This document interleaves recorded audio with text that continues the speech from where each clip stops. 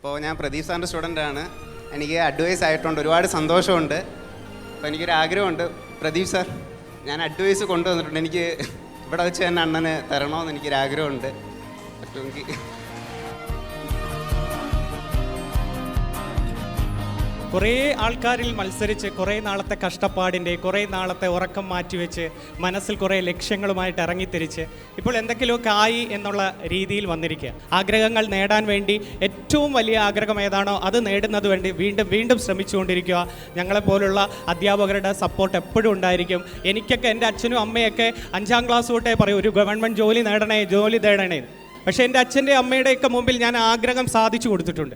അതേപോലെ നിങ്ങളും ഇപ്പം കുറേ പേര് ആഗ്രഹം സാധിച്ചു കൊടുത്തിരിക്കുക. നിങ്ങളുടെ അച്ഛനും അമ്മയ്ക്കും ഒക്കെ സന്തോഷമായി കാണും നിങ്ങളുടെ ഈ നല്ല റാങ്ക് നേടിയതിൽ. അവരോടൊക്കെ നന്ദി പറയണം, അവരൊരിക്കലും മറക്കരുത്. നിങ്ങളുടെ ആ ഒരു റാങ്ക് കിട്ടുമ്പം ഞങ്ങൾ എന്തെങ്കിലുമൊക്കെ സപ്പോർട്ടായിട്ട് നിന്നതുകൊണ്ടായിരിക്കും. ഒരു 10% 10% സപ്പോർട്ടായിട്ട് ഒന്നുകിൽ മോട്ടിവേഷൻ അല്ലെങ്കിൽ റിവിഷൻ ക്ലാസ് ഇതൊക്കെ ആയതുകൊണ്ടായിരിക്കും നിങ്ങൾക്ക് എന്തെങ്കിലുമൊക്കെ നിങ്ങളുടെ മനസ്സിൽ എൻ്റെയൊക്കെ പേരുകൾ പറയാൻ സാധിക്കുന്നത്. അത് അഭിമാനത്തോടെ ഇനിയും ഉണ്ടാകട്ടെ എന്ന് പ്രാർത്ഥിക്കുകയാണ്. ഈ കാണുന്ന വീഡിയോയിലൊക്കെ നിങ്ങൾ കണ്ടത് കഴിഞ്ഞ വർഷം ഫോഴ്സിനു വേണ്ടി ശ്രമിച്ചവരുടെ വിജയങ്ങളാണ്. അവരോരോരുത്തരും ഈ മെഡലുമായിട്ട് പോകുന്നത് അവരുടെ വീട്ടിലെ ആ സന്തോഷവും അവർ ആഗ്രഹിച്ച ആ ജോലിയിൽ ഏറ്റവും മികച്ച റാങ്ക് എത്തിച്ചേർന്നതിലുമാണ്. അടുത്തത് നിങ്ങളായിരിക്കണം. ആ ഒരു സുവർണ അവസരമാണ് ഇപ്പോൾ നിങ്ങളുടെ മുമ്പിലേക്ക് വന്നിരിക്കുന്ന ഈ ഫോഴ്സ് എക്സാമുകൾ. പോലീസും ഫയർഫോഴ്സും എക്സൈസും ഒക്കെ എത്ര പേര് ആഗ്രഹിച്ചതായിരിക്കും അല്ലേ? എത്ര പേര് ആ യൂണിഫോം സ്വപ്നം കണ്ടുകൊണ്ട് കുറേ നാളുകൊണ്ട് തുടങ്ങി. കുറേ പേര് കഴിഞ്ഞ വർഷം അബദ്ധം പറ്റി മാർക്ക് കുറഞ്ഞവരാണ്, കുറേ പേര് ടെൻഷൻ അടിച്ച് മാർക്ക് പോയി കാണും. അതൊന്നും നോക്കണ്ട, ഇനി നിങ്ങളുടെ മുമ്പിലേക്ക് ദൈവം അവസരം തന്നിരിക്കുകയാണ്. ഈ അവസരങ്ങൾ മാക്സിമം പ്രയോജനപ്പെടുത്തേണ്ടത് ഇനി നിങ്ങളാണ്. അടുത്തതിൽ ഏറ്റവും മികച്ച റാങ്ക് നേടി നിങ്ങൾ ആ ഒരു നിങ്ങളുടെ സ്വപ്ന ജോലിയിലേക്ക് എത്തിച്ചേരണം. പലർക്കും ആഗ്രഹം ഉണ്ടായിരുന്നു. ചിലർ എക്സൈസ് ആണ് ആഗ്രഹിക്കുന്നത്, ചിലർ പോലീസ് തന്നെ ആഗ്രഹിക്കുന്നവരുണ്ട്. കാരണം ഉത്സവത്തിനൊക്കെ വന്ന് അവരുടെ നാട്ടിൻ പുറത്ത് നിൽക്കാനും ജീപ്പിലൊക്കെ വന്ന് അവരുടെ അമ്മയും അച്ഛനെയൊക്കെ വന്ന് കാണാനും അല്ലെങ്കിൽ പോലീസ് സ്റ്റേഷനിൽ ആ യൂണിഫോമും ഒക്കെ ഇട്ട് അഭിമാനത്തോടു കൂടി പോകാനും എനിക്ക് തോന്നുന്നു മറ്റ് ഗവൺമെൻറ് ജോലിക്കാരിൽ നിന്ന് ഒരു വ്യത്യസ്തയാണ് ഫോഴ്സ് ജോലിയിൽ കിട്ടുന്നവർക്ക് കിട്ടുന്ന ഒരു അഭിമാനം. കാരണം നമ്മുടെ തൊട്ടപ്പുറത്തും ഇപ്പുറത്തും മറ്റൊരു ഗവൺമെൻറ് ജോലിക്കാരനുണ്ടെങ്കിലും ആ ഒരു വീട്ടിൽ ഒരു ഫോഴ്സ് അല്ലെങ്കിൽ ഒരു പോലീസുകാരനാണ് എങ്കിൽ ആദ്യം ഏതൊരു കാര്യത്തിനും നമ്മളൊരു അഭിപ്രായം ചോദിക്കുന്നതും ഏതൊരു കാര്യവും ചെന്ന് പറയുന്നതായാലും നമ്മൾ ആ ഫോഴ്സുകാരനോടായിരിക്കും അല്ലെങ്കിൽ ആ പോലീസുകാരനോടായിരിക്കും. ഇതൊക്കെ നിങ്ങൾക്ക് നേടണമെങ്കിൽ എന്ത് ചെയ്യണം? ഈ വരുന്ന പരീക്ഷകൾ കട്ടയ്ക്ക് പഠിച്ചേ പറ്റുള്ളൂ. കട്ട് ഓഫുകൾ ഉയർന്നുകൊണ്ടേയിരിക്കുക. പണ്ടത്താണക്കും 15ഉം 20ഉം ഒന്നും അല്ല കട്ട് ഓഫ്. ഇപ്പൊ 56ഉം 60ഉം 66ഉം ഒക്കെ കട്ട് ഓഫിലൊക്കെ എത്തിത്തഴിഞ്ഞു. ആരായി വന്നതൊക്കെ? നിങ്ങളെപ്പോലുള്ള സാധാരണക്കാർ തന്നെ. അവർക്ക് ആത്മാർത്ഥമായിട്ട് സിലബസ് അനുസരിച്ച് റിവിഷൻ നടത്തി സ്പെഷ്യൽ ടോപ്പിക്കുകളൊക്കെ മാക്സിമം ഒന്നേന്ന് കവർ ചെയ്തു. ഇത് പലരും സ്പെഷ്യൽ ടോപ്പിക്ക് അങ്ങ് മാറ്റിവെക്കും, പരീക്ഷ അടുക്കുന്ന സമയത്ത് പഠിക്കാം എന്നങ്ങ്. ഒരിക്കലും അങ്ങനെ ചെയ്യരുത്. ഇപ്പം വിളിച്ചു കഴിഞ്ഞു, ഓരോ ദിവസവും ഒരു 5 പേജ് 10 പേജെങ്കിലും പഠിച്ച് മാറ്റി റിവിഷൻ കൊണ്ടുവരുമ്പോൾ സെറ്റായിട്ട് മാറും. പഠിച്ചാൽ കിട്ടുമെന്നേ. ഇംഗ്ലീഷും മാത്സും മലയാളവും ഒക്കെ ഒരേപോലെ റേഞ്ചിൽ കൊണ്ടുപോവുക. നിങ്ങൾക്ക് ടെൻഷൻ, പലരും പറയും സാറേ എന്നെക്കൊണ്ട് നടക്കുമോ സാറേ? ഏറ്റവും കൂടുതൽ ആൺകുട്ടികൾ പറയുന്നതാണ്, എന്നെക്കൊണ്ട് നടക്കുമോ സാറേ?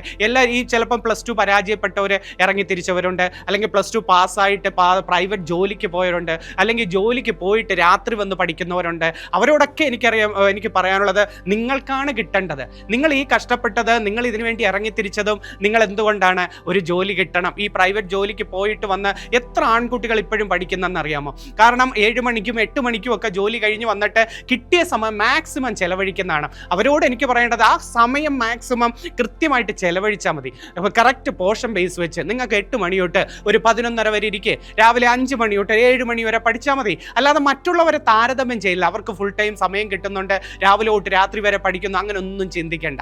നിങ്ങൾ ആ കറക്റ്റ് സിലബസ് അനുസരിച്ച് പഠിക്കുകയും ഇതുപോലുള്ള ആപ്പുകളിൽ എല്ലാം റെക്കോർഡഡ് ആയിട്ട് തരികയല്ലേ, റിവിഷൻ ആയാലും മോക്ക് ടെസ്റ്റുകളായാലും പ്രീവിയസ് ക്വസ്റ്റ്യൻ പേപ്പറുകളായാലും. അപ്പോൾ അത് നിങ്ങൾക്ക് പഠിക്കാനുള്ള മനസ്സുണ്ടായിരുന്നാൽ മതി. കുറേശ്ശെ പഠിച്ചെടുക്കുക. ആദ്യം ചെറിയ ചെറിയ കാര്യങ്ങൾ. ചിലപ്പോൾ ഇംഗ്ലീഷ് പാടാണെങ്കിൽ ഇംഗ്ലീഷിൽ നിങ്ങൾക്ക് പറ്റുന്നത് പഠിച്ചിട്ട് എങ്ങോൺസ്, പ്ലൂറൽസ്, ഫിമിനൈൻ ജെൻഡർ, അതുപോലെ വൊക്കാബുലറി ഏതെങ്കിലും, അല്ലെങ്കിൽ എ ആൻഡ് ദ ചേർക്കൽ, അല്ലെങ്കിൽ ക്വസ്റ്റ്യൻ ടാഗ്, അതുപോലെ മാത്സിൻ്റെ കാര്യത്തിൽ ഭിന്നസംഖ്യ, അംശബന്ധം, അല്ലെങ്കിൽ LCM HCF, ഇതൊക്കെ ചെറിയ ചെറിയ കണക്കുകൾ പഠിച്ച് വരുമ്പോൾ വലിയ കണക്കിലോട്ട് നിങ്ങൾ ഇഷ്ടപ്പെട്ട് ഇറങ്ങുന്നേ. അതുകൊണ്ട് അങ്ങ് ഇറങ്ങിത്തിരിക്കുക.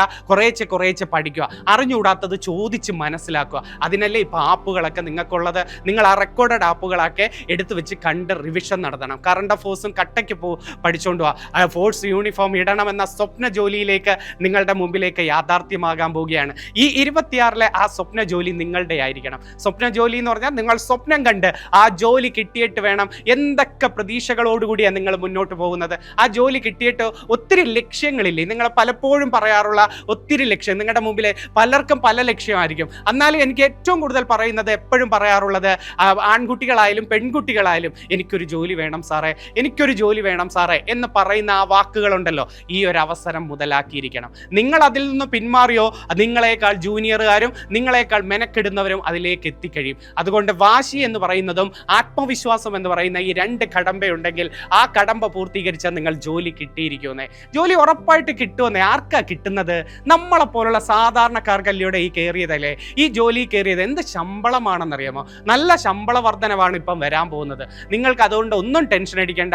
കാരണം നിങ്ങളുടെ ആഗ്രഹങ്ങൾ സബലീകരിക്കാൻ ഈ ഒരു നല്ലൊരു ജോലി എത്തിച്ചേരട്ടെ എന്ന് പ്രാർത്ഥിക്കുകയാണ്. മുന്നോട്ടുള്ള യാത്രകളിൽ ഞാൻ കൂട്ടായി കാണും. ഞാനും ഉണ്ടായിരിക്കും നിങ്ങൾക്ക് ഓരോ പരീക്ഷയ്ക്ക്. അതുപോലെ എൻട്രിയിലെ മികച്ച അധ്യാപകരും നിങ്ങളുടെ ഓരോ താങ്ങും തണലുമായിട്ട് ഉണ്ടായിരിക്കും. അത് ഉറപ്പ് നൽകുകയാണ്, ഏറ്റവും മികച്ച ക്ലാസ്സുകളുമായിട്ട്. പിന്നെ എനിക്ക് എടുത്തു പറയാനുള്ളത്, എപ്പോഴും ഒരു ആപ്പിനെ ആശ്രയിച്ചിരിക്കണം. ചിലവർ റാങ്ക് ഫയൽ മാത്രം പഠിക്കും, ചിലവർ ഒരു കോച്ചിങ് സെന്ററിൽ മാത്രം പോയി നോക്കും. ഒരിക്കലും അല്ല.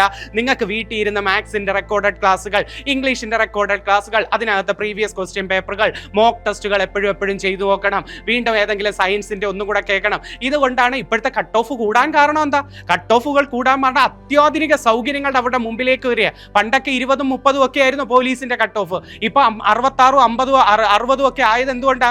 എല്ലാം മുമ്പിലേക്ക് വന്നു കഴിഞ്ഞു. അത് പഠിക്കാൻ തയ്യാറായി കുറെ ഉദ്യോഗാർത്ഥികളും എത്തിക്കഴിഞ്ഞു. അപ്പൊ അവർക്ക് ആ വാശിയായി കിട്ടി. പണ്ടത്തെ കണക്ക് 1000 പേരെയും 2000 പേരൊന്നും ലിസ്റ്റിലില്ല. ഇപ്പം 300 പേര് 400 പേരൊക്കെ ഉള്ളൂ. ആ ലിസ്റ്റിലുള്ളവർക്ക് ജോലി കിട്ടുമെന്ന് ഉറപ്പുമാണ്. ചെറിയ ലിസ്റ്റാണ്. ആ ലിസ്റ്റിൽ നിങ്ങൾ ഉൾപ്പെടണം എന്ന വാശിയിൽ മുന്നോട്ട് പോവുക. അതുകൊണ്ട് എല്ലാ സൗകര്യങ്ങളോടുകൂടി നിങ്ങളുടെ മുമ്പിലേക്ക് ഇതുപോലുള്ള ആപ്പുകൾ എടുത്തിരിക്കണം. ഞാൻ എപ്പോഴും ഒരു അധ്യാപകൻ, ആപ്പിൽ പഠിപ്പിക്കുന്ന ഒരു അധ്യാപകനാണ്. നിങ്ങൾക്ക് എല്ലാവർക്കും എന്നെ അറിയാവുന്നതാണ്. എന്നാൽ കഴിയുന്ന റിവിഷനും ഒക്കെ ഞാൻ കൊടുക്കുന്നത് എന്തുകൊണ്ടാണ്? പ്രതീക്ഷിച്ച് വരും. ചിലപ്പോൾ നിങ്ങൾക്ക് എല്ലാം പഠിക്കുമ്പോൾ ബുക്കുകൾ വാരി വലിച്ച് പഠിക്കേണ്ടി വരും. അപ്പം ചില അധ്യാപകർ മെയിൻ പോയിന്റ്സുകൾ എടുത്ത് റിവിഷൻ നടത്തി തരും. അതുകൊണ്ടാണ് ഞാനൊക്കെ എപ്പോഴും റിവിഷൻ സെക്ഷനുമായിട്ട് നിങ്ങളുടെ മുമ്പിൽ എപ്പോഴും ഉണ്ടായിരിക്കുന്നത്.